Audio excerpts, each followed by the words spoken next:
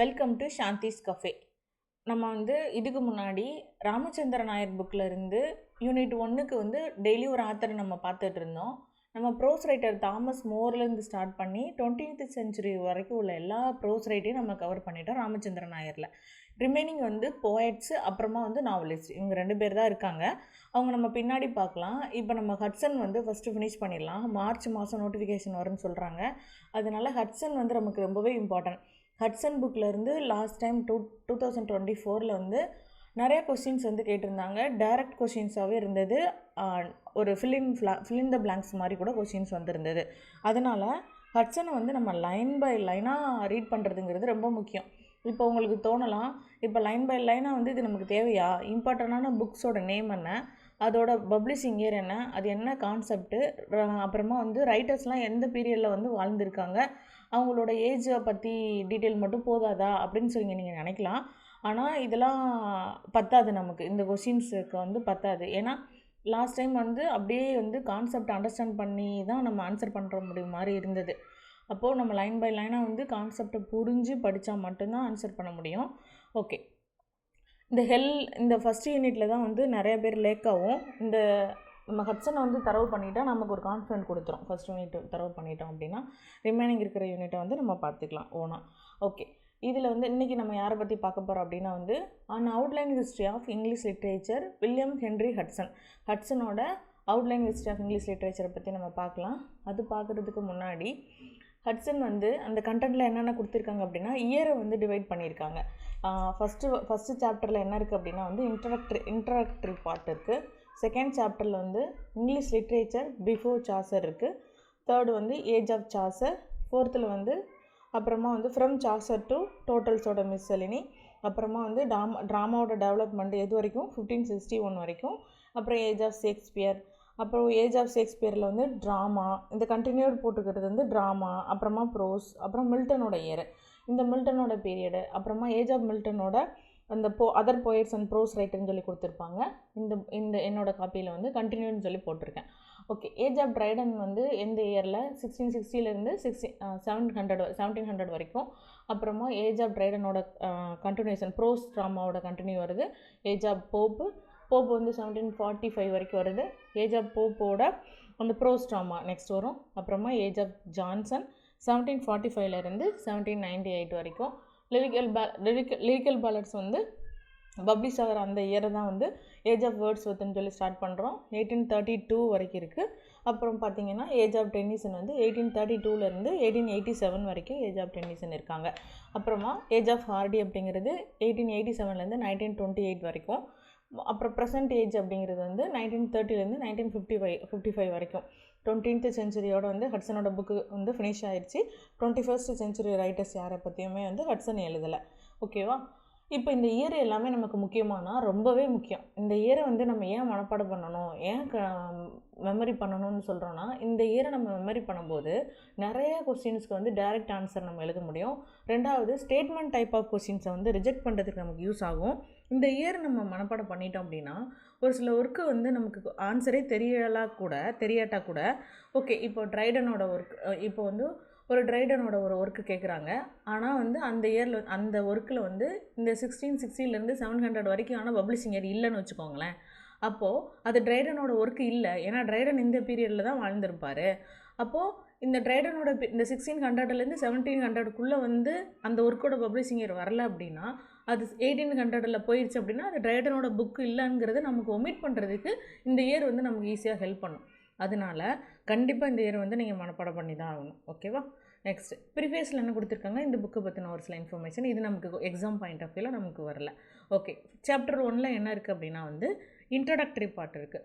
இதை ஹெல்லுனா என்ன, history of English லிட்ரேச்சர்னால் என்ன, அதை ஹட்சன் நமக்கு லைட்டாக ஓவரால் வியூ மாதிரி கொடுத்துருக்குறாரு. இதில் உள்ள இந்த சாப்டர் 1 இருக்கிற லைன் பை லைனாக நம்ம பார்க்க போகிறதில்ல. சாப்டர் 2 தான் லைன் பை லைனாக கொஸ்டின் பாயிண்ட் ஆஃப் வியூவில் பார்க்க போகிறோம்.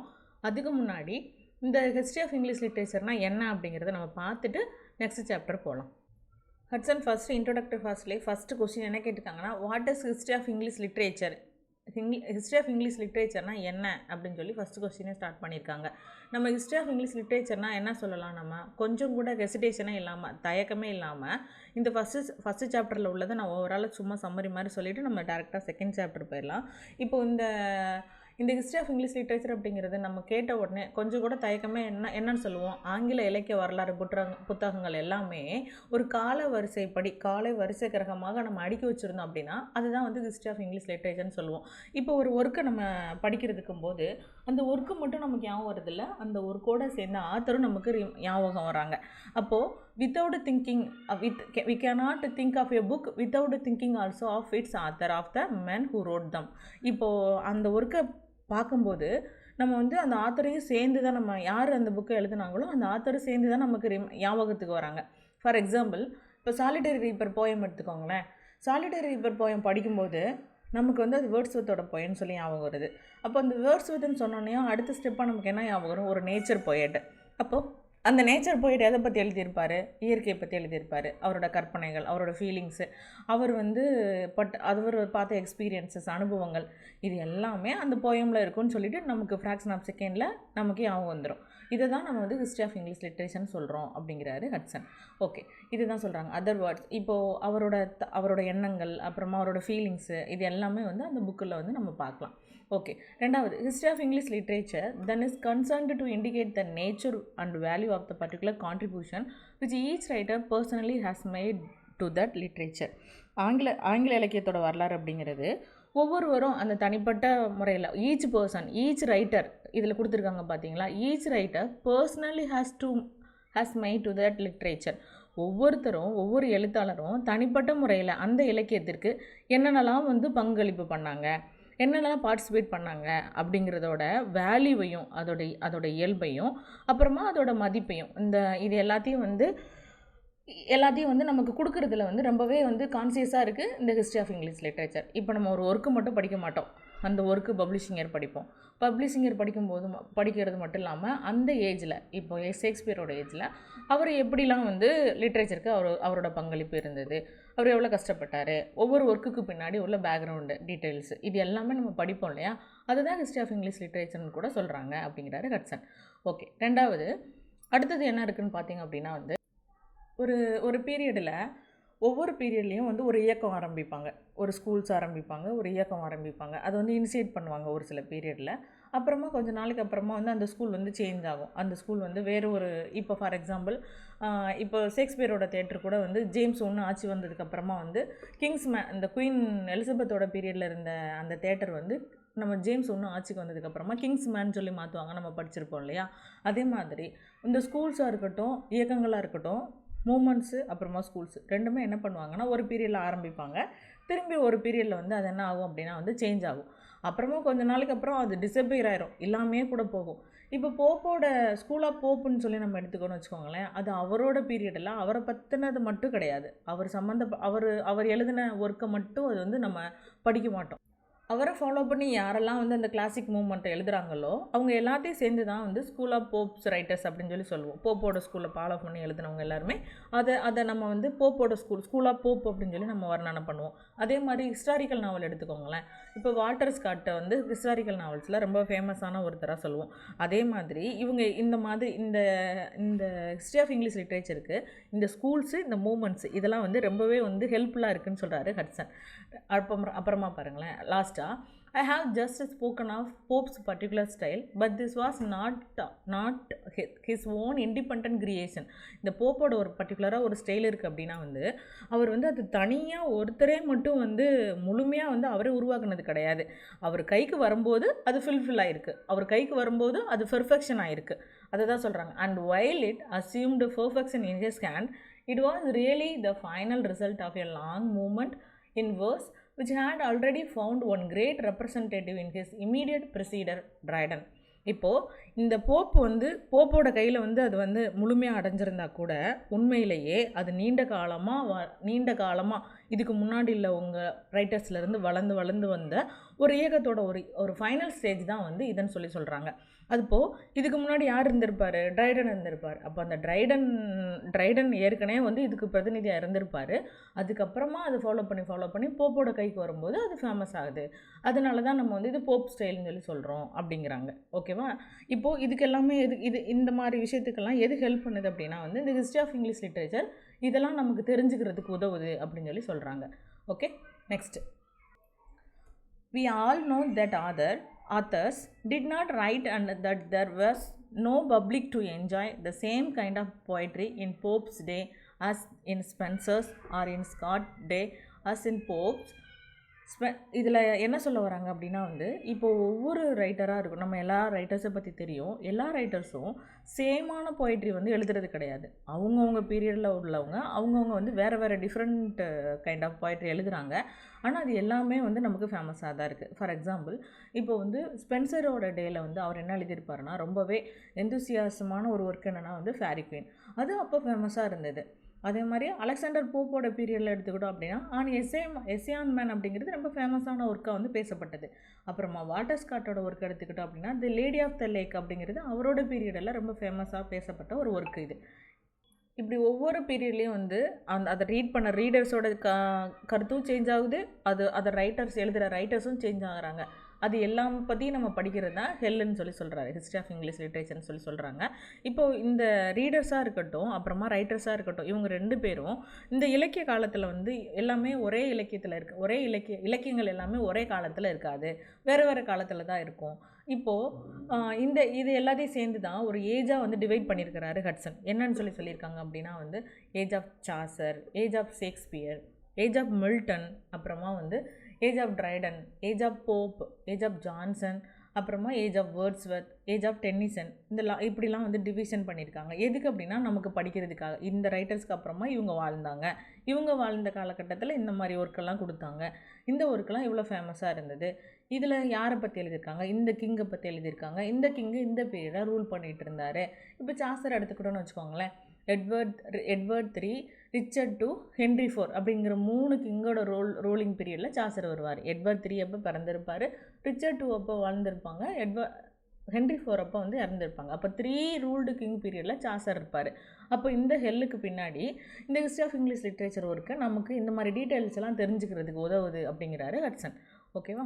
நெக்ஸ்ட்டு இந்த டேப்லர் காலம் நான் பின்னாடி ஃபைனலாக அட்டாச் பண்ணுறேன். இப்போ இதில் இந்த பிடிஎஃப்பில் அது இல்லை. இந்த டேப்லர் காலம் பின்னாடி ஃபைனலாக கொண்டு கொடுக்குறேன். இதுக்கப்புறமா நம்ம என்ன பார்க்க போகிறோம் அப்படின்னா சாப்டர் 2. சாப்டர் 1ல் ஹிஸ்ட்ரி ஆஃப் இங்கிலீஷ் லிட்ரேச்சர்னால் என்ன அப்படிங்கிறத நம்ம பார்த்துட்டோம். இப்போ சாப்டர் 2ல் என்ன பார்க்க போகிறோம் அப்படின்னா இங்கிலீஷ் லிட்ரேச்சர் பிஃபோர் சாசருக்கு முன்னாடி ஆங்கிலத்தோட இலக்கியம் எப்படி இருந்தது, ஆங்கில இலக்கியம் எப்படி இருந்தது அப்படின்னு பார்க்க போகிறோம். இது ரொம்ப முக்கியமான இயர். ஒவ்வொரு இயருமே நீங்கள் மெமரி பண்ணி தான் ஆகணும். இப்போ before Chaucer, English literature before Chaucer அப்படின்னு இயர் எப்போன்னு கேட்டாங்க அப்படின்னா 500 to 1340 இந்த இயரை மனப்பாடம் பண்ணி தான் ஆகணும். ஓகேவா? The place of old English literature in our study, பழைய ஆங்கில இலக்கியத்தோட இடம் என்ன அப்படின்னு நம்ம பார்க்கலாம்.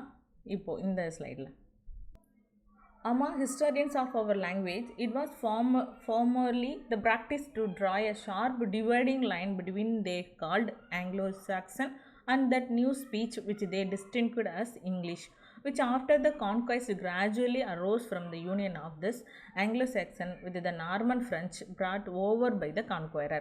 இதில் என்ன சொல்லியிருக்காங்க அப்படின்னா, இப்போ ஒரு மொழி இருக்குன்னு வச்சுக்கோங்களேன், ஒரு லாங்குவேஜ் இருக்குது. அந்த மொழியை இந்த ஆய்வாளர்கள் என்ன சொல்கிறாங்க, இது எப்படி இந்த ஓல்டு இங்கிலீஷ்லேருந்து இங்கிலீஷ் வந்தது அப்படிங்கிறத, பழைய ஆங்கிலத்தில் இலக்கியத்தோட இடம் எப்படி வந்துச்சு, லிட்ரேச்சர் எப்படி ஓல்டு இங்கிலீஷில் வந்துச்சு அப்படின்னு சொல்லிட்டு ரிசர்ச் பண்ணுவாங்க இல்லையா. அந்த ரிசர்ச்சர் என்ன சொல்கிறாங்க அப்படின்னா, பொதுவாகவே ஒரு தெளிவான பிரிவை காட்டுறங்கிறத ஒரு வழக்கமாக வச்சுருந்தாங்க. என்ன தெளிவான பிரிவை காட்ட போகிறாங்க? ஆங்கிலோ செக்ஷன் வேறு, இங்கிலீஷ் வேறு. இந்த 2க்கும் என்ன வித்தியாசம் இருக்குது அப்படிங்கிறத கண்டுபிடிக்கிறதுக்கு ஒரு வழக்கத்தை வச்சுருந்தாங்க. இதில் இந்த ஆங்கிலோ செக்ஷன் இந்த இங்கிலீஷ் அப்படிங்கிறது எதுலேருந்து வந்ததாக நம்பப்படுது அப்படின்னா, நார்மன் நார்மன் கான்குவெஸ்ட் இருக்கும். நார்மன்காரங்கலாம் வந்து என்ன பண்ணுவாங்கன்னா வந்து நார்மன்காரங்க நம்ம அந்த ஆக்கிரமிப்பு பண்ணுவாங்க, படையெடுத்து வருவாங்க. படையெடுத்து வரும்போது அவங்களோட லாங்குவேஜ் என்னவாக இருந்ததுன்னா நார்மன் ஃப்ரெஞ்சாக இருந்தது. அந்த நார்மன் ஃப்ரெஞ்சும் ஆல்ரெடி யூரோப்பில் இருக்கிற ஆங்கிலோ செக்ஷன் இந்த 2 லாங்குவேஜும் மிக்ஸ் ஆகும்போது ஒரு இங்கிலீஷ் லாங்குவேஜ்னு சொல்லி ஒன்று புதுசாக உருவானது அப்படிங்கிற ஒரு வரலாறு இருக்குது. ஆனால் இதை யார் வந்து ஏற்றுக்கிடலை அப்படின்னு சொல்லி சொல்கிறாங்க அப்படின்னா, not recognised by modern writers. இந்த மாடர்ன் ரைட்டர்ஸ் என்ன பண்ண மாட்டேங்காங்கன்னா இதை அக்செப்ட் பண்ண மாட்டேங்காங்க. இவங்க என்ன சொல்கிறாங்க அப்படின்னா, இந்த இங்கிலீஷ் லாங்குவேஜ் அப்படிங்கிறது ஒரு டியூட்டானிக் லாங்குவேஜ். இது ஒரு question, previous year questions. English அப்படிங்கிறது ஒரு டியூட்டானிக் லாங்குவேஜ். இது வந்து PYQ நோட் பண்ணிக்கோங்க. இங்கிலீஷ் அப்படிங்கிறது ஒரு டியூட்டானிக் லாங்குவேஜ். இது எப்படி வந்திருக்கு அப்படின்னு சொல்லி சொல்கிறாங்க அப்படின்னா வந்து 500 இந்த 500 இந்த 5th செஞ்சுரி இதிலிருந்து கொஞ்சம் கொஞ்சமாக அப்படின்னு இந்த ஆங்கிலோ செக்ஷன் இருந்து இல்லையா, ஆங்கிலோ செக்ஷன் லாங்குவேஜிலேருந்து இந்த 5th செஞ்சுரியில் இருந்த ஆங்கிலோ செக்ஷன் லாங்குவேஜிலேருந்து அப்படியே கொஞ்சம் கொஞ்சமாக இம்ப்ரூவ் ஆகி 14th செஞ்சுரி வரைக்கும் இம்ப்ரூவ் ஆகி வந்து சேஞ்ச் ஆன ஒரு லாங்குவேஜ் தான் இங்கிலீஷு.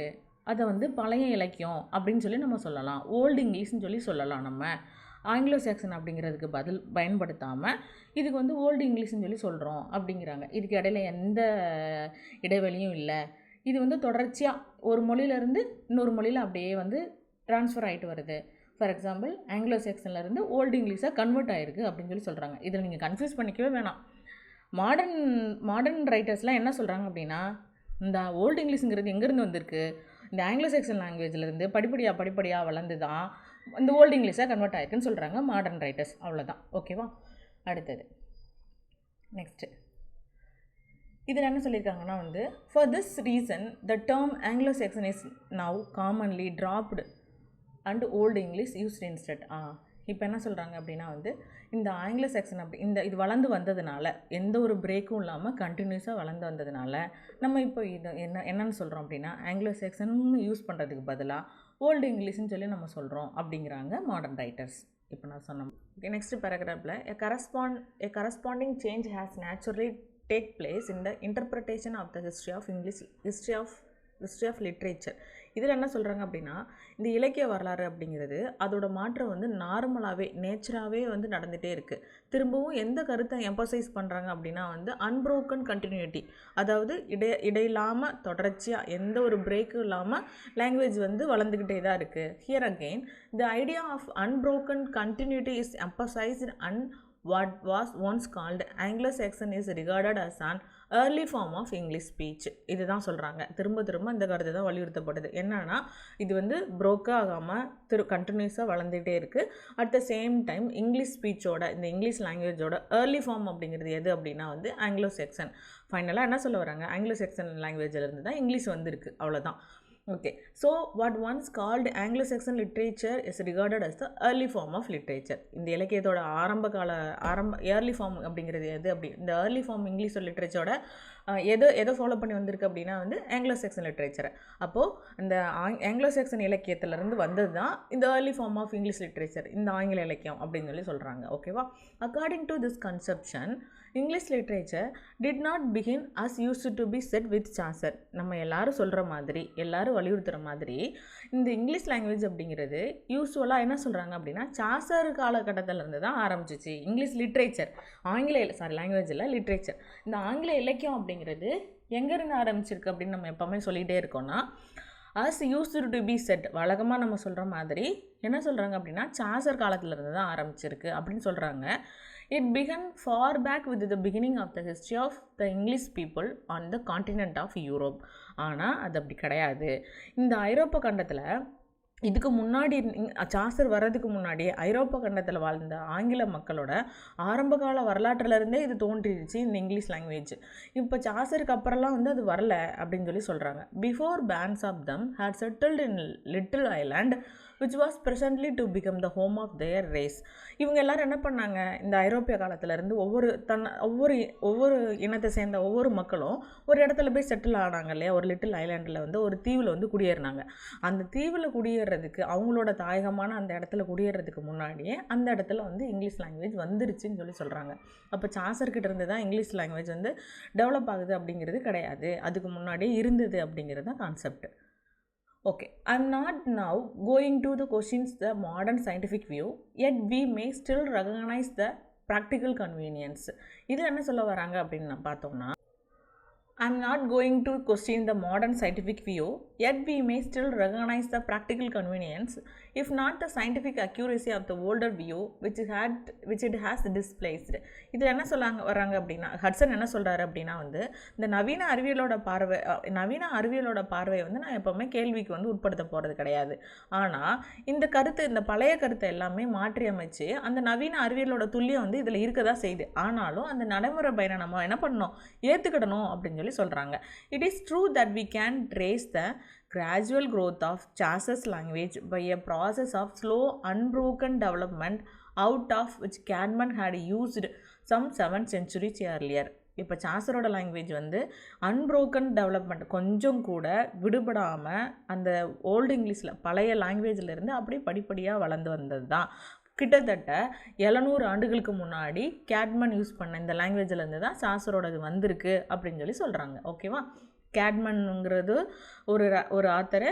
இவர் வந்து எத்தனை 700 ஆண்டுகளுக்கு முன்னாடி எழுதியிருக்காங்க. இது வந்து கொஸ்டின் பாயிண்ட் ஆஃப் வியூவில் வச்சுக்கலாம் நம்ம. Okay, but there is still one fundamental difference between சாசஸ் இங்கிலீஷ் அண்ட் கேட்மன். இந்த கேட்மனுக்கும் சாசரோட இங்கிலீஷுக்கும் கண்டிப்பாக நிறைய வித்தியாசம் இருக்குது. இப்போ சாசரோட ஒரு போயம் எடுத்துக்கிட்டோம் அப்படின்னா அது நமக்கு புரியும். கேட்மனோட ஒரு போயம் எடுத்துக்கிட்டோம் அப்படின்னா அது நமக்கு புரியாது, கொஞ்சம் புரியாது. சாசரோட போயமே நமக்கு கொஞ்சம் கஷ்டமாக தான் இருக்கும்.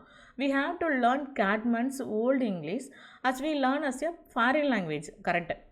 என்ன சொல்கிறாரு ஹட்சன்னா, இப்போ கேட்மனோட லாங்குவேஜ் படிக்கும்போது நமக்கு ஒரு ஃபாரின் லாங்குவேஜ் படிக்கிற மாதிரி தான் இருக்கும். இப்போ ஃபார் எக்ஸாம்பிள் நமக்கு இங்கிலீஷும் அந்நிய மொழி தான், ஹிந்தியும் அந்நிய மொழி தான். இப்போ இந்த ரெண்டையும் படிக்கும்போது இங்கிலீஷை விட கொஞ்சம் ஹிந்தி வந்து கஷ்டமாக தான் இருக்கும் நமக்கு. டோட்டலாக ஒரு ஃபாரின் லாங்குவேஜ் மாதிரி இருக்குல்ல, அந்த மாதிரி தான் இந்த சாசரோட லாங்குவேஜ் வந்து ஓகே நம்ம படிச்சுக்கலாம் கொஞ்சம் கஷ்டமாக இருந்தாலும். ஆனால் இந்த கேட்மனோட லாங்குவேஜ் டோட்டலாக நமக்கு ஃபாரின் லாங்குவேஜ் மாதிரி தான் சொல்கிறாங்க. While though Chaucer's Middle English is full of words and idioms which puzzle us, அதாவது சாசரோட போயம்னாப்புல சாதாரணமாக எளிய நடையில் இருக்காது. நம்ம இப்போ ஹட்சனை நம்ம இப்போ ரீட் பண்ணுறோம் பார்த்தீங்களா, இந்த மாதிரிலாம் இருக்காது சாசரோட போயம். அவரோட போயம்லேயும் நிறைய இடியம்ஸ் இருக்கும், பசில்ஸ் இருக்கும். ஆனாலும் அது கொஞ்சம் நமக்கு என்ன ஃபீல் கொடுக்குது அப்படின்னா, an archaic form of the same tongue that we use today. இப்போ இன்றைக்கி நம்ம எப்படி யூஸ் பண்ணுறோமோ டே டு டே லைஃப்பில் நம்ம யூஸ் பண்ணுற மாதிரி அது நமக்கு ஒரு ஃபீல் கொடுக்குது. அதே மொழியோட ஒரு பழமையான வடிவம், ஆர்கியாக் ஃபார்ம் அப்படின்னா பழமையான வடிவம்னு சொல்லுவோம்ல, அந்த பழமையான வடிவத்துலேருந்து தான் இந்த சாசர் போயம் வந்திருக்குங்கிற ஒரு ஃபீல் வந்து நமக்கு கொடுக்குது. ஆனால் கேட்மனோட போயம் என்ன சொல்லுது அப்படின்னா நமக்கு ஒரு ஃபாரின் லாங்குவேஜ் ஃபீல் கொடுக்குதுன்னு சொல்கிறாங்க. So with literary style that of Cadman is based on principle radically different from us. ஆமாம், கேட்மனோட போயம் டோட்டலாக நம்மளிருந்து ரொம்பவே வித்தியாசமான ஒரு வித்தியாசமான ஸ்டைலில் தான் இருக்குது. that of Chaucer and principle which are substantially those of our own poetry. நம்மளோட கவிதையை விட அவரோட கவிதை வந்து வேறு மாதிரி தான் இருக்குது. ஆனாலும் இன்னைக்கு உள்ள கொள்கையை அடிப்படையாக கொண்டது தான் யாரோடது அப்படின்னா சாசரோடது. Okay, continuous. Then though the history of English literature is from the 5th century to 20th century. history of English literature அப்போ எங்கேருந்து நம்ம பார்த்தோம் அப்படின்னா 5th century 500லேருந்து century to 20th century வரைக்கும் பார்த்தோம் நம்ம. we may still hold that literature before Chaucer constitute a special field of studies, and that is only with Chaucer that modern English literature definitely began. யாரிலிருந்து எந்த ரைட்டர்லேருந்து modern English literature வந்து ஆரம்பமாகுது அப்படின்னு சொல்கிறாங்க அப்படின்னா வந்து கண்டிப்பாக சாசர்லேருந்து தான் வந்து மாடர்ன் இங்கிலீஷ் லிட்ரேச்சர் வந்து பிகின் ஆகுது அப்படின்னு சொல்கிறாங்க. ஓகேவா? Adopting this view here, we will merely sketch with the utmost brevity the growth of our literature prior to the middle of the 14th century and take this period as the real starting point of our narrative. சாசரோட பீரியட்லேருந்து தான் modern English literature வந்து டெஃபினட்டாக வந்து begin ஆகுது, ஆரம்பமாகுதுன்னு சொல்கிறாங்க. இந்த 14வது நூற்றாண்டு இருக்கு இல்லையா, 14வது நூற்றாண்டு நடுப்பகுதி, ஓகேவா, middle of the 14th century, 14வது நூற்றாண்டு நடுப்பகுதிக்கு முன்னாடி நம்மளோட லிட்ரேச்சர், இந்த இலக்கியம் எப்படி வந்து டெவலப் ஆச்சு, அப்புறமா வந்து அதை மட்டும் நம்ம ஷார்ட்டாக கொஞ்சம் real starting point of narrative அதை கொஞ்சம் சுருக்கமாக வந்து நம்ம இதை வந்து எடுத்துக்கலாம் அப்படின்னு சொல்லி சொல்கிறாங்க. ஓகேவா? இப்போது literature, English literature before the conquest, Norman கான்குவெஸ்ட்னு சொல்லி சொல்கிறோம். பிஃபோர் த கான்குவெஸ்ட் அப்படிங்கிறது நார்மன் கான்குவெஸ்ட்னு எடுத்துக்கலாம். இந்த நார்மனோட ஆக்கிரமிப்புக்கு முன்னாடி இங்கிலீஷ் லிட்ரேச்சர் எப்படி இருந்தது? நம்ம சொன்னோம் இல்லையா, நார்மன் வந்து யூரோப்புக்கு வந்து சண்டை போட வந்தாங்க. அதுக்கப்புறமா அவங்ககிட்ட இருந்து வந்த அந்த நார்மன் ஃப்ரெஞ்சு வந்து மிங்கிளாகி தான் இங்கிலீஷ் வந்ததுன்னு சொல்லியிருந்தாங்க ஒரு தரப்பினர். ஆனால் இப்போ நம்ம வந்து அவங்க வர்றதுக்கு முன்னாடி, இந்த நார்மன் வந்து கான்குவெஸ்ட் பண்ணுறதுக்கு வரதுக்கு முன்னாடி இந்த லிட்ரேச்சர் வந்து எப்படி இருந்ததுன்னு நம்ம பார்க்க போகிறோம். ஓகேவா? A considerable body of Anglo-Saxon poetry has been preserved. Anglo-Saxon அந்த poetry வந்து கண்டிப்பாக ஓரளவுக்கு குறிப்பிட்டத்தக்க படைப்புகள் வந்து இருந்தது. Including one piece of immense interest the epic Beowulf. அதில் ரொம்ப ரொம்ப முக்கியமானது என்னன்னு பார்த்தா அப்படின்னா வந்து ஒரு மகாகாவியம் என்னன்னு சொல்லுவோம் அப்படின்னா பியோவுல்ஃப் அப்படிங்கிற ஒரு காவியம். இதோட டீச்சர் யாருன்னு தெரியாது. Of the authorship of this nothing is known and its history is still matter of controversy. இதோட ஆத்தர் யாருன்னு தெரியல, ஆனால் அது இன்னும் வந்து ஒரு கான்ட்ரவர்சியில் தான் போயிட்டுருக்கு. இவராக இருக்குமா அவராக இருக்குமா அப்படிங்கிறது தெரியல அப்படின்னு சொல்கிறாங்க. But it is probable that it grow up in the form of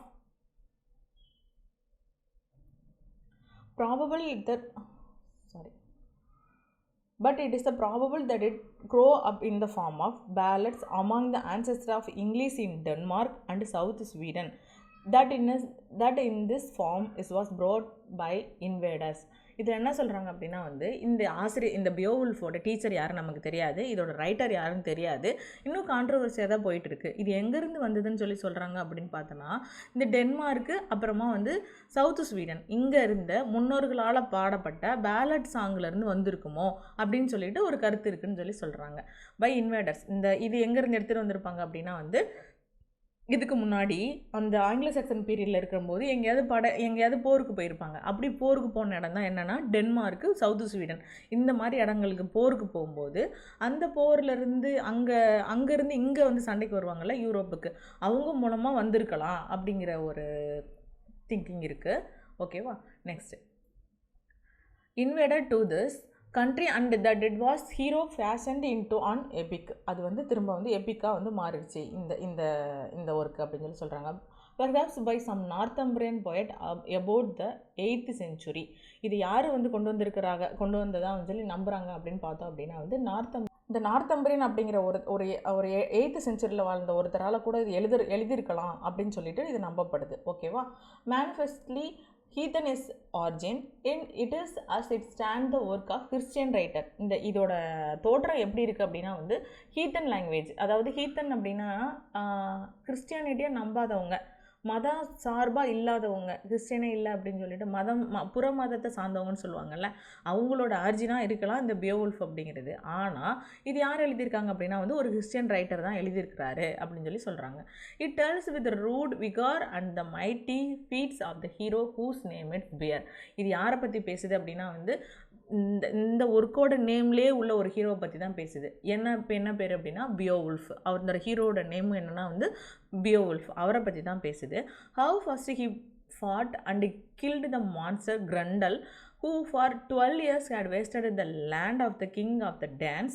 How next he slew the Grundle's mother, and how at last a very old man he went out to destroy a fairy dragon, receiving as well as giving a mortal wound. இது என்ன சொல்கிறாங்க அப்படின்னா வந்து இதை நான் கொஞ்சம் ஸ்டோரியாக சொல்கிறேன். இதில் இப்போ வந்து கிரண்டல் அப்படிங்கிற ஒரு மான்ஸ்டர் இருக்கும். அந்த மான்ஸ்டருக்கு ஒரு அம்மா இருப்பாங்க. அவங்க வந்து கிரண்டல்ஸ் மதர்ன்னு தான் சொல்கிறாங்க, அதுக்கு நேம் கொடுக்கல.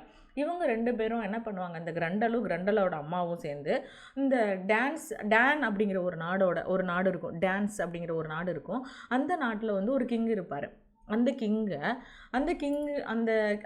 வந்து என்ன பண்ணுவாங்கன்னா 12 இயர்ஸை ரொம்பவே தொல்லை பண்ணிகிட்டே வருவாங்க, பயங்கரமாக டிஸ்டர்ப் பண்ணிகிட்டே இருப்பாங்க.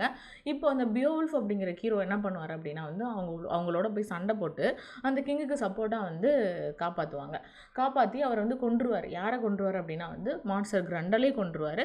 அப்புறமா வந்து கிரண்டலோட அம்மாவும் கொன்றுவார். அப்புறமா கொஞ்ச நாளுக்கு அப்புறமா அவர் வந்து வயசானதுக்கப்புறமா திரும்ப யார் கூட சண்டை போடுறா அப்படின்னா வந்து ஒரு டிராகன் கூட சண்டை போடுறாரு.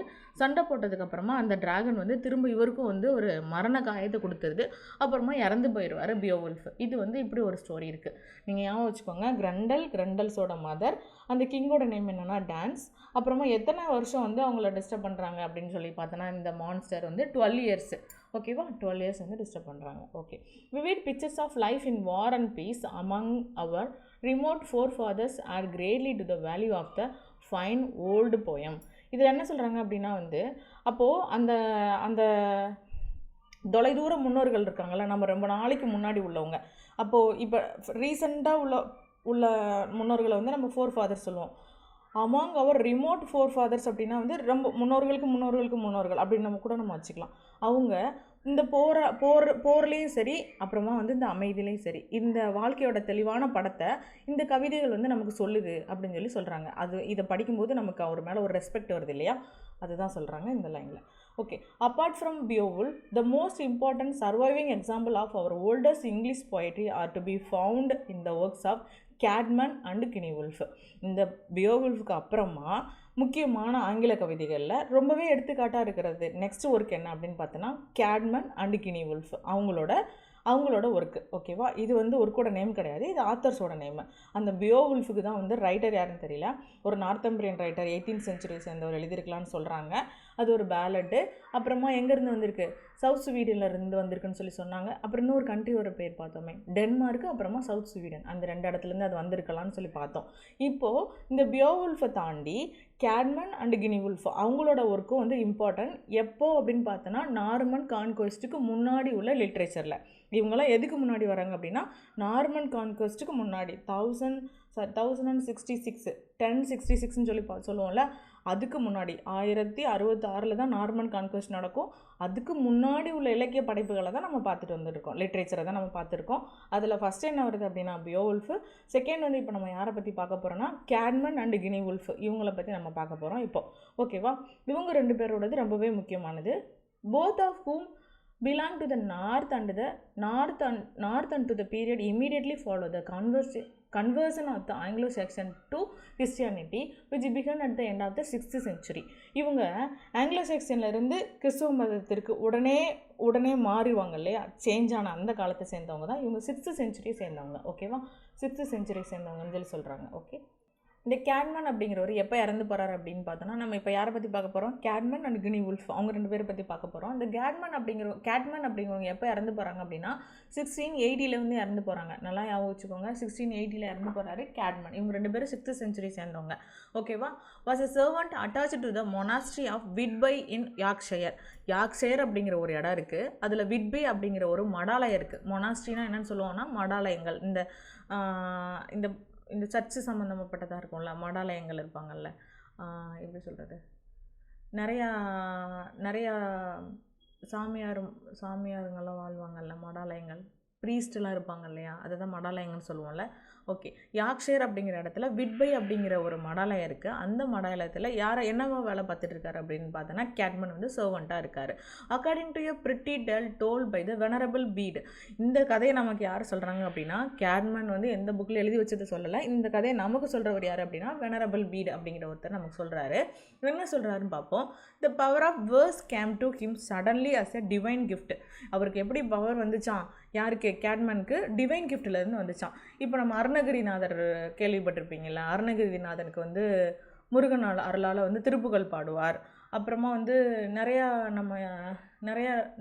மூவிஸ்லலாம் பார்ப்போம்ல, கொஞ்ச நாளுக்கு அவங்க பேசவே மாட்டாங்க. அப்புறம் திருஞான சம்பந்தர் நினைக்கிறேன், வேறு ஒரு ரைட்டர் இந்த மாதிரி தான் வந்து திடீர்னு சடனாக வந்து டிவைன் கிஃப்ட் கொடுத்து அவங்க திடீர்னு பாட ஆரம்பிச்சிருப்பாங்க. அந்த மாதிரி தமிழ் லிட்ரேச்சரில் நிறைய பேர் இருப்பாங்க. அந்த மாதிரி நம்ம கேட்மனுக்கு என்ன நடந்திருக்கு அப்படின்னு பார்த்தோன்னா, ஒரு டிவைன் கிஃப்ட் மேலேருந்து வந்து சடனாக வந்து ஒரு கிஃப்ட் கொடுத்ததுனால அவர் வந்து பாட்டு பாட ஆரம்பிச்சிருக்கார், கவிதை எழுத ஆரம்பிச்சிருக்கிறாரு. He had never been able to sing to the harp as others did in festive gathering in monastery hall, and when his turn come around he had always been used to retire and humiliation. அதாவது ஒவ்வொரு வாட்டியும் அந்த மண்டபத்தில் அந்த மடாலயங்களில் என்ன நடக்கும் அப்படின்னா வந்து இந்த வீணை எல்லோரும் கூட்டமாக கூட்டி சாப்பிடுவாங்க இல்லையா, அப்படி சாப்பிட்டதுக்கப்புறம் ஒவ்வொரு நாளும் அந்த பார்ட்டி நடக்குது. அந்த மாதிரி சமயத்தில் என்ன பண்ணுவாங்கன்னா வீணை வாசிப்பாங்களாம். இந்த ஹார்ப், இந்த வீணெல்லாம் வாசித்து ஒவ்வொருத்தரும் வந்து அவங்களோட திறமையை வந்து வெளிப்படுத்துவாங்க. அந்த சமயத்தில் இவர் என்ன பண்ண மாட்டார் அப்படின்னா அவமானம் தாங்காமல் வெளியில் போயிடுவாராம். இவர் வந்து வாசிக்க முடியாது, இவருக்கு வந்து வராது அப்படிங்கிறதுனால, பாட்டு பாட வராது, எழுத வராது, அந்த மாதிரி இருக்கிறதுனால அவர் வெளியில் போயிடுறாரு. அப்படி போகும்போது ஒரு நாள் நைட் என்ன பண்ணுறாரு அப்படின்னா வந்து இந்த குதிரைலாம் கட்டுவாங்கல்ல, குதிரலாயன்னு சொல்லுவோம்ல, குதிரைலாம் கட்டுவாங்க அந்த ஸ்டேபிள்ஸ், அதில் வந்து அவர் தூங்கிட்டு இருக்கிறாரு. அவரோட வேலையெல்லாம் முடிச்சுட்டு பயங்கர டயர்டாக தூங்கிட்டு இருக்கிறாரு.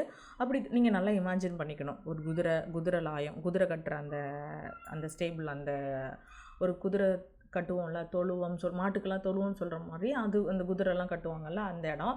அதை நல்லா இமேஜின் பண்ணிக்கிட்டால் தான் நமக்கு மறக்கவே மறக்காது அந்த ஒரு இடம். அப்புறமா அதில் வந்து ஒரு 4-5 இல்லைனா ஒரு 10-15 குதிரை, ஏன்னா இவங்க மடாலயத்தில் இருக்கிறதுனால கொஞ்சம் கண்டிப்பாக நிறைய குதிரை தான் இருக்கும். அப்புறம் அந்த குதிரை அது முன்னாடி வைக்கோல் போட்டு சாப்பிட்டுட்டு இருக்கு குதிரை. இப்படிலாம் நம்ம இமேஜின் பண்ணிட்டா நமக்கு மறக்கவே மறக்காது இந்த ஸ்டோரி. ஓகேவா? அப்போது இவர் என்ன பண்ணுறாரு, தூங்குறாரு. நீங்கள் ஏதாவது ஒரு படத்தை கூட இமேஜின் பண்ணிக்கோங்க, என்னவாவது படத்தில் இப்படி ஒரு சீன்லாம் வந்துச்சுன்னா, இப்போ நம்ம இவருக்கு வந்து ஒரு கிரியேஷன் கொடுத்துக்கலாம். கேட்மன் அப்படிங்கிற ஒரு வேலை செஞ்சு தான் சாப்பிட்றாரு. அப்போ கண்டிப்பாக வந்து ஃபேட்டியாக இருக்க மாட்டார், கொஞ்சம் ஒல்லியாக தான் இருப்பார். ஒரு லீனான ஒரு கேரக்டர். மடாலயங்கள் இருக்கிறதுனால ஒரு கருப்பு கலர் ட்ரெஸ்ஸோ வெள்ளை கலர் ட்ரெஸ்ஸோ போட்டு இருக்காங்க அப்படின்னு சொல்லி நம்ம கற்பனை பண்ணிக்கலாம். அப்போ அந்த குதிரையாயத்தில் வந்து அவங்க தூங்கிட்டு இருக்காங்க. நைட்டு தூங்கிட்டு இருக்கும்போது என்ன நடக்குது அப்படின்னா வந்து பயங்கரமாக திடீர்னு வந்து அவர் நல்லாவே தூங்கிறாரு. ஒரு ஏஞ்சல் வந்து அப்பியர் ஆகிறாங்க. நம்ம ஊர்லலாம் வந்து முருகன் வருவார், பிள்ளையார் வருவார், இல்லைனா சிவன் வருவார். நம்ம கனவுலலாம் நம்ம தமிழ் ரைட்டர்ஸ்க்கெல்லாம் முருகன் வருவார். ஆனால் இவங்களுக்கு யார் வந்திருக்காங்க அப்படின்னா வந்து ஏஞ்சல். ஏன்னா இவங்க நம்ம ஃபாரின் ரைட்டர்னால நம்ம வந்து ஏஞ்சல் வராங்க. அப்போ ஏஞ்சல் என்ன கலர் ட்ரெஸ் போட்டு வந்திருப்பாங்க? கண்டிப்பாக ஒயிட் கலர் ட்ரெஸ் போட்டு தான் வந்திருப்பாங்க இல்லை? அப்போது நம்ம அதையும் இமேஜின் பண்ணிக்கலாம். வானத்துலேருந்து ஏஞ்சல் ஒயிட் கலர் ட்ரெஸ்ஸில் இந்த வந்து குட்டீஸ்லாம் வச்சுருப்பாங்கல்ல கையில், அது மாதிரி வச்சுக்கலாம், ஸ்டார்ஸ்லாம். ஓகே, அந்த மாதிரி வந்து ஏஞ்சல் வராங்க. வந்ததுக்கப்புறமா வந்து என்ன பண்ணுறாங்க அப்படின்னா அவர் முன்னாடி வந்து தோன்றி அவங்களுக்கு வந்து ஒரு விஷன் கொடுக்குறாங்க. அவர் வந்து பாட்டு பாடுன்னு சொல்கிறாங்க. அப்போ வந்து இவர் கேட்குறாரு, நானா எப்படி பாட்டு பாடுறது, எனக்கு தான் பாட்டு பாடவே வராதே அப்படின்னு சொல்லிட்டு சொல்கிறாங்க. அப்போ மேலே இருந்த ஹெவன்லி விசிட்டர் அவங்க என்ன சொல்கிறாங்க, அந்த ஏஞ்சல் என்ன சொல்கிறாங்கன்னா வந்து, இல்லை நீ எதை பற்றி பாடுறது, நான் என்ன பாடுறது அப்படின்னு சொல்லி இவர் கேட்குறாரு. அப்போ அவங்க என்ன சொல்கிறாங்க அப்படின்னா வந்து, இந்த உருவாக்கத்தை பற்றி பாடு, நீ முதல்ல வந்து படைப்புகளோட தொடக்கத்தை பற்றி பாடு, எல்லா கிரியேச்சரை பற்றின ஆரம்பத்தை பற்றி, பிகினிங் ஆஃப் கிரியேச்சர் திங்ஸ், இந்த படைப்புகளோட தொடக்கத்தை பற்றி பாடு அப்படின்னு சொல்லி சொல்கிறாங்க. சொன்ன உடனே இவர் என்ன பண்ணிட்டாருன்னா வந்து தூக்கத்துலேருந்து எந்திரிச்சிட்டாரு. எந்திரிச்சதுக்கப்புறம் பார்த்துறாரு, இந்த பைரன் சொல்லுவார்ல, I woke up one morning I found my self famous அப்படி சொல்லுவார்ல பைரன். அது மாதிரி இவர் என்ன பண்ணிட்டாரு, தூங்கி எழுந்திரிச்சதுக்கப்புறமா வந்து அவர் பார்க்குறாரு, அவருக்கு வந்து ஒரு பவர் வந்திருக்கு, பாடுற ஒரு திறமை வந்திருக்கு. அவருக்கு சந்தோஷம் தாங்க முடியல. அந்த சந்தோஷத்தில் வந்து அவர் வந்து கிட்டத்தட்ட 3 ஸ்கிரிப்சர் வந்து 3 படைப்புகள் வந்து கண்டிப்பாக வந்து அந்த பேராப்ரைசஸ்ன்னு சொல்லி சொல்லுவோம். அதாவது ஒரு ஸ்கிரிப்சர் இருக்குன்னா அது ரொம்ப கஷ்டமான லாங்குவேஜில் இருக்கும். பேராப்ரைஸுங்கிறது ஒரு கஷ்டமான லாங்குவேஜில் இருக்கிறத மக்கள் படிக்கிற மாதிரி மாற்றி கொடுத்து கையெழுத்து பிரதின்னு சொல்லி சொல்லுவாங்க. அந்த மாதிரி மாற்றி கொடுத்து இந்த மேனுஸ்கிரிப்ட் அப்படிங்கிறது கையெழுத்து பிரதி அவரோட கைப்பட எழுதி கொடுத்துருக்கிறாரு. இந்த வேதங்களை பற்றி அப்படியே கொஞ்சம் கஷ்டமானதை ஈஸி லாங்குவேஜில் ட்ரான்ஸ்லேட் பண்ணி மக்களுக்கு படிக்கிற மாதிரி கொடுத்துருக்கிறாரு. ஒரு மேனுஸ்கிரிப்ட் ஃபார்மாக கொடுத்துருக்கிறாரு. ஓகேவா? இந்த ஸ்டோரி தான் வந்து யார் நமக்கு சொல்கிறா அப்படின்னா வந்து வெனரபிள் பீட் அப்படி வந்து அவர் வந்து நமக்கு சொல்கிறாரு. ஓகேவா? இப்போ நம்ம ரீட் பண்ணால் ஈஸியாக புரிஞ்சிடும். எதுலேருந்து came to him suddenly as a divine gift. He had never been able to sing to the harp as others did in festive gathering in a monastery hall. And when his turn came around, he had always been used to retire in humiliation. அவமானத்தோட வெளியே போயிடுறாரு. But ஒரு நாள் night having gone to the stables to look after the horses of which he had charge, he fell asleep and the angel appeared to him in a vision and told him to sing. Angel வராங்க, பாட்டு படிக்க சொல்கிறாங்க. Then when he asked, what shall I sing, நான் என்ன பாடட்டும்? The heavenly visitor replied, angel சொல்கிறாங்க, sing the beginning of a creature thing, படைப்புகளோட தொடக்கத்தை பற்றி பாடு. And waking, he found himself to his astonishment endowed with the faculty of poetry. திடீர்னு வந்து poetry எழுதுகிற அளவுக்கு அவருக்கு என்ன வந்துருச்சு அப்படின்னா வந்து ஒரு திறமை வந்துருச்சு அப்படின்னு சொல்லி சொல்கிறாங்க. அப்போது அந்த ஆச்சரியத்தில் அவருக்கு வந்து பார்க்கும்போது வந்து கவிதை ஏற்ற திறனே வந்து அவருக்கு வந்திருக்கு. அப்போ அவர் எதை வந்து பண்ணுறாரு அப்படின்னா 3 ஃப்ரீ பேராப்ரைசஸ் ஆஃப் ஸ்கிரிப்சர்னா என்ன சொல்லுவோம், வேதங்கள் சொல்லுவோம். அந்த வேதத்தோட உரை மாற்றங்கள் பற்றி தான் எழுதியிருக்கிறாரு. Came down to us in a manuscript of the 10th century. ஓகேவா, இதை பற்றி எழுதியிருக்கிறாரு. இது வந்து 10வது நூற்றாண்டில் நமக்கு கிடச்ச கையெழுத்து பிரதியில் ஒன்று தான் இதுதான். ஓகேவா, அவர் எந்த நூற்றாண்டை சேர்ந்தவர்னு பார்த்தோம் அப்படின்னா வந்து 6th century சேர்ந்தவர் கேட்மண்ட். ஆனால் நமக்கு கிடச்சது வந்து இப்போ 10th centuryயில் உள்ளதான். அவரோட அந்த எழுதின எழுத்துக்கள்லாம் 10th centuryயில் வந்து ஃபேமஸ் ஆயிருக்கு. பீன் ஆட்ரிபியூட்டட் டு ஹிம், அவரால் எழுதப்பட்டதான். இது அவரே படைச்சது தான், அவரோட கையெழுத்துக்கு சொந்தமானப்பட்டவர் தான். ஓகேவா, அப்புறமா ஒன் டீலிங் வித், அவர் வந்து 3 எழுதியிருக்கார் இல்லையா. இது கண்டிப்பாக இது வந்து கண்டிப்பாக ஸ்டேட்மெண்ட் கொஸ்டினில் கூட நமக்கு மாற்றி மாற்றி கொடுப்பாங்க. கேட்மேன் எழுத்துனதில் 3 இதில் ஃபஸ்ட்டு என்ன சொல்லுது, செகண்ட் என்ன சொல்லுது அப்படின்னு சொல்லிட்டு. இப்போ last time 2024 important being earnest கொஸ்டின்ஸில் வந்து அவர் 2 கண்டிஷன் சொல்லுவார், அல்ஜர்னான். அப்போ அந்த அல்ஜர்னான் மான்கிரிஃப் சொன்ன 2 கண்டிஷனை வந்து அப்படியே மாற்றி மாற்றி கொடுத்து கொஸ்டினாக கேட்டாங்க. அதன் மாதிரி இப்போ வந்து one dealing with the creation and the fall, இப்போது வந்து இவரை படித்த அந்த 3 பேராப்ரைசஸ் எதை பற்றி பேசுது அப்படிங்கிறத நம்ம மனப்பாடம் பண்ணி வச்சுக்கணும். அட்லீஸ்ட் நம்ம புரிஞ்சு வச்சுக்கிட்டோன்னா ஈஸி தான். ஓகேவா, இதில் என்ன சொல்கிறாங்க அப்படின்னா வந்து அந்த கையெழுத்து பிரதியில் 3 இருக்குது. அந்த 3ல் ஃபஸ்ட்டு என்ன சொல்லுது அப்படின்னா, one dealing with creation and the fall, மனிதனோட வீழ்ச்சி, அப்புறமா அது படைப்பு கிரியேஷனாக படைப்பு, அது வீழ்ச்சியை பற்றி சொல்லியிருக்கிறாரு. ஏன்னா ஆரம்ப கால அந்த வேதங்களை பற்றி எழுதுகிறாங்க இல்லையா, அதனால். அப்போ மனிதன் உருவானது, இறந்த வீழ்ச்சியானது, ஆதாம் அண்ட் ஏவாள் மாதிரின்னு வச்சுக்கோங்களேன். அந்த மாதிரி பற்றி தானே சொல்லியிருப்பாங்க. பைபிளில் உள்ள தானே கண்டிப்பாக வந்திருக்கும். Okay, creation and the fall, உருவாக்கத்தை பற்றியும் அப்புறமா முடிவை பற்றியும் ஃபஸ்ட்டு ஒன்றில் எழுதியிருக்காரு. செகண்ட் பேராப்ரைசஸில் என்ன எழுதியிருக்காருன்னா, with the Exodus from Egypt. 2வதுல என்ன சொல்லியிருக்காங்க அப்படின்னா வந்து எகிப்திலிருந்து வெளியேறினதை பற்றி சொல்லியிருக்கிறாரு செகண்டில். Third with the history of Daniel. தேர்டில் யாரை பற்றி சொல்லியிருக்காரு அப்படின்னா ஹிஸ்ட்ரி ஆஃப் டேனியலை பற்றி சொல்லியிருக்கிறாரு. ஓகேவா, but it now believed that the considerable portion of this poem, if not the whole of them, is the work of not Caedmon himself but of his imitators. இது ஒரு பிரச்சனைங்க. ஏன்னா எப்போவுமே வந்து ஒருத்தவங்க ஒரு ரைட்டர்ஸ் எழுதிட்டு போயிருந்தாங்க அப்படின்னா வந்து அதோட பெரிய பகுதி இல்லைனா முழுசுமே வந்து கேப்டன் வந்து அவரே, அந்த கேட்மன் வந்து அவரே எழுதலை, அதுக்கு பின்னாடி உள்ளவங்க வந்து எழுதுனாங்கன்னு சொல்லி நம்பப்படுது அப்படின்னு சொல்கிறாங்க. இப்போ நம்ம ஏற்கனவே வந்து சாசரை பற்றி படிக்கும்போது பார்த்துருந்தோம். நம்ம சாந்திஸ் கஃபேயில் வந்து ஆரம்ப கால வீடியோவில் பார்த்துருந்தீங்கன்னா அதில் நான் போட்டிருந்திருப்பேன். என்ன சொல்லியிருப்பாங்கன்னா, சாசரோட ஒரு எஸ்ஏ ஒர்க்கு பண்ண பார்த்தோம்ல, ப்ரோஸ் ஒர்க்கு, இந்த ட்ரீட்டிஸ் ஆன் ஆஸ்ட்ரோலேப் அப்படிங்கிற ஒரு ஒர்க்கு பார்த்தோம். அந்த ஒர்க்கில் வந்து பின்னாடி வந்து கிரிட்டிக் வந்து என்ன சொல்லியிருப்பாங்கன்னா, இது முழுக்க சாசரோட பிரிண்ட், இப்போ உள்ள ரீசன்ட் எடிஷன் கிடையாது, சாசர் வந்து இதெல்லாம் எழுதலை, அவருக்கு பின்னாடி வந்த எடிட்டர்ஸ் எல்லாம் கொஞ்சம் கொஞ்சமாக அவங்களோட ஓன் ஒப்பீனியனை வந்து கொண்டு வந்து சேர்த்துருக்காங்க, இது சாசரோட ஒரிஜினல் கிடையாதுன்னு சொல்லி பின்னாடி வந்து இந்த 20th century கிரிட்டிக் வந்து கிரிட்டிசைஸ் பண்ணியிருப்பாங்க அந்த ஒர்க்கை. அதே மாதிரி தான் இதே என்ன சொல்கிறாங்க அப்படின்னா, இது ஃபுல்லாமே வந்து கேட்மனோடது கிடையாது, பின்னாடியில் அவரோட ஃபாலோவர்ஸ் வந்து இமிட்டேட் பண்ணி எழுதியிருக்காங்கன்னு சொல்லி சொல்கிறாங்க. Okay, they were first printed about 1650 by an acquaintance of Milton. Acquaintance அப்படிங்கிறது மில்டனுக்கு தெரிஞ்சவங்கன்னு அர்த்தம். இப்போ க்ளோஸ் ஃப்ரெண்டு கிடையாது, தெரிஞ்சவங்க. இந்த அக்வைண்டன்ஸ் அப்படின்னு சொல்லி ஒரு வேர்டை பார்த்தோன்னையும் வில்லியம் பிளேக் வந்து ஒரு எஸ்ஸே எழுதியிருப்பார். அது என்னன்னு சொல்லி நீங்கள் ரிமைண்ட் பண்ணி எனக்கு கமெண்ட் செக்ஷனில் சொல்லுங்கள். அது வந்து 1823 பப்ளிஷ் ஆகிருக்கும் அந்த essay. Okay, acquaintance of Milton, and it has been thought, though there is no proof of this, that great poet may have taken hints from the Genesis in writing paradise last. இப்போது இந்த கவிதையில் முதல்ல 1650 1650 வந்து மில்டனோட நண்பர் ஒருத்தர் இருக்கார், அவரால் தான் வந்து பிரிண்ட் பண்ணப்படுது. எது அப்படின்னா வந்து இந்த கேட்மனோட 3 பேராப்ரைசஸ் அப்படிங்கிறது. அப்போது இது பிரிண்ட் பண்ணப்பட போகும்போது அதில் என்ன, அதுக்கான நேரடியான ஆதாரம் இல்லாட்ட கூட இந்த இது என்னன்னு சொல்லி சொல்கிறாங்க அப்படின்னா வந்து பேரடைஸ் லாஸ்ட் எழுதும்போது மில்டன் வந்து அதுக்கான சோர்ஸை வந்து அதுக்கான கருத்துக்களை வந்து ஜெனிசிஸ் அப்படிங்கிறதுலேருந்து எடுத்திருக்கலாம் அப்படின்னு சொல்லி சொல்கிறாங்க. ஓகேவா, second, the miraculous element also enter in the story of Cynewulf career. இந்த கினிவுல்ஃப் அப்படிங்கிற ஒரு வரலாற்றில் ஒரு அதிசயமான நிகழ்வு ஒன்று பார்க்க போகிறோம். என்னன்னு சொல்லலாம், அதிசயமான நிகழ்வு தான் வந்து இடம்பெறுது அப்படின்னு சொல்லி சொல்கிறாங்க. Born its constructed between 1720 and 1730. Cynewulf வந்து எப்போ பிறக்கிறாரு அப்படின்னா வந்து 1720 1730 அந்த பீரியடில் தான் வந்து பிறந்திருக்கிறதா சொல்கிறாங்க. எக்ஸாக்டான இயர் தெரியல, அந்த பீரியடில் பிறந்ததாக சொல்கிறாங்க. He was in early life as he himself tells us in his dream of the rude, a wandering gleeman and a lover of pleasure, but converted by the vision of grass, he dedicated himself henceforth to religious theme.